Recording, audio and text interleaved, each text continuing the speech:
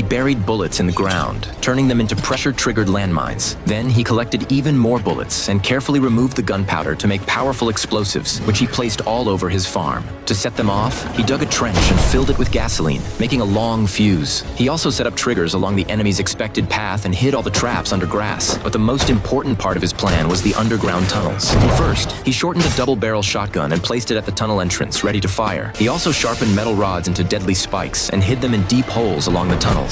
In the ceiling, he placed heavy wooden blocks covered with steel spikes. Around the tunnels, he carved out small holes so he could secretly strike from the shadows. He memorized every trap location because there were so many that even he could set one off by mistake. And if someone somehow made it through everything, he had a compound bow set to its maximum power to make sure no one could escape. He also hid claymore mines and C4 explosives throughout the tunnels as a final layer of defense. This time, Rambo wasn't fighting to survive. He was fighting for revenge. He was ready to turn the whole place into a graveyard for his enemies. But what kind of people could push a nearly 70-year-old man to go this far? The answer was simple: his daughter. After Rambo retired, he never got married or had kids. But when he turned 50, he adopted a girl. Years later, when she grew up, she wanted to go to Mexico to find her real father. Rambo warned her not to go, saying her father was a terrible person. But Lisa didn't listen. She was determined to meet the man, not knowing the trip would lead to her death. With help from a friend in Mexico, Lisa found her biological father. Just like Rambo said, he didn't care about her at all. He had once beaten her mother to death and saw Lisa as nothing but a burden. Heartbroken, Lisa was left feeling lost and crushed. To cheer her up, her friend took her to a nightclub, but that's when the nightmare began.